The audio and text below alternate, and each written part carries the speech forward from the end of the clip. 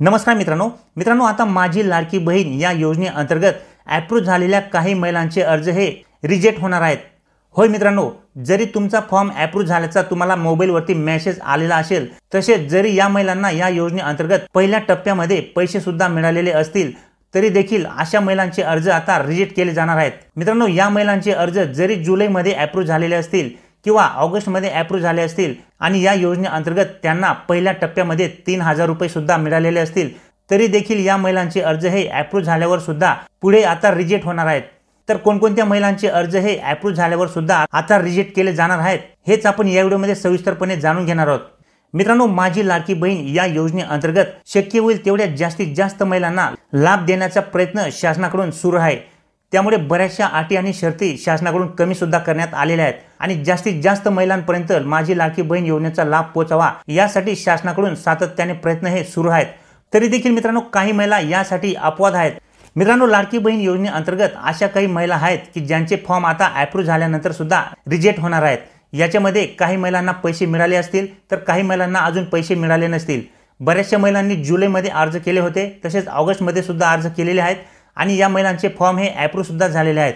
परंतु यापैकी बऱ्याचशा महिलांचे अर्ज हे अप्रूव्ह झाल्यानंतर सुद्धा आता रिजेक्ट होणार आहेत आणि त्याचे कारण काय आहे हे आपण जाणून घेणार आहोत। तसेच या महिलांना जरी या योजनेअंतर्गत पहिल्या टप्प्यामध्ये पैसे मिळालेले असतील किंवा काही महिलांना पैसे मिळालेले नसतील, परंतु त्यांचा फॉर्म हा अप्रूव्ह झालेला असेल, तरी देखील यामध्ये काही महिला अशा आहेत की त्यांचे फॉर्म आता रिजेक्ट होणार आहेत आणि यापुढे मिळणारा हप्ता तुम्हाला मिळणार नाहीये।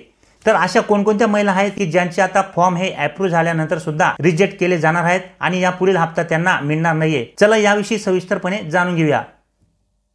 तर मित्रांनो, अशा महिला की ज्या या योजनेसाठी अपात्र आहेत, ज्या महिला या योजनेसाठी पात्र नाहीयेत, अशा महिलांनी देखील या योजनेसाठी अर्ज जर केलेले असतील आणि या योजनेअंतर्गत त्यांचे फॉर्म हे मंजूर होऊन त्यांना पहिल्या टप्प्यात आणि दुसऱ्या टप्प्यात पैसे जरी मिळाले असतील, तरी देखील आता अशा महिलांचे फॉर्म हे पुढे रिजेक्ट केले जाणार आहेत। कारण की मित्रांनो, आता शासनाकडून जेवढे पण अर्ज हे शासनाला प्राप्त झालेले आहेत, तेवढे सर्व अर्जांची नवीन तपासणी ही केली जाणार आहे। त्यामुळे ज्या महिला या योजनेसाठी अपात्र आहेत त्या महिलांचे अर्ज आता रिजेक्ट करण्याची शक्यता आहे। त्याच्यानंतर मित्रांनो, लाभार्थी महिला शासनाच्या इतर विभागामार्फत राबवण्यात येणाऱ्या आर्थिक योजनेद्वारे दरमहा 1500 रुपये किंवा त्यापेक्षा जास्त रकमेचा लाभ घेत असतील, तर अशा महिला सुद्धा या योजनेसाठी अपात्र आहेत। अशा महिलांनी जरी माझी लाडकी बहीण या योजनेअंतर्गत अर्ज केलेला असेल आणि त्यांचा फॉर्म हा सुरुवातीला अप्रूव्ह सुद्धा झालेला असेल आणि त्यांना पैसे देखील मिळाले असतील, तरी देखील आता अशा महिलांचे अर्ज सुद्धा रिजेक्ट होण्याची शक्यता आहे। कारण की या महिला सुद्धा आता या ठिकाणी पात्र नाहीयेत। शासनाकडून आधीच सांगण्यात आले होते की ज्या महिलांना शासनाच्या अजून एखाद्या दुसऱ्या योजनेअंतर्गत 1500 रुपये किंवा त्यापेक्षा जास्त रक्कम मिळत असेल, महिन्याला मिळत असेल, अशा महिलांनी या योजनेसाठी अर्ज करू नये। त्याच्यानंतर मित्रांनो, ज्या महिलांचे कुटुंबाचे वार्षिक उत्पन्न हे 2.5 लाखांपेक्षा जास्त आहे, म्हणजे ज्या महिला या आर्थिकदृष्ट्या सक्षम आहेत, आता अशा महिला सुद्धा या योजनेसाठी अर्ज हा करू शकत नाही। परंतु तरी देखील जरी अशा महिलांनी या योजनेसाठी अर्ज केलेले असतील आणि त्यांचे फॉर्म देखील अप्रूव्ह झालेले असतील आणि त्यांना पैसे देखील मिळाले असतील, तरी देखील आता या महिलांचे अर्ज हे पुढे अप्रूव्ह झाल्यानंतर सुद्धा रिजेक्ट होण्याची 100% शक्यता आहे।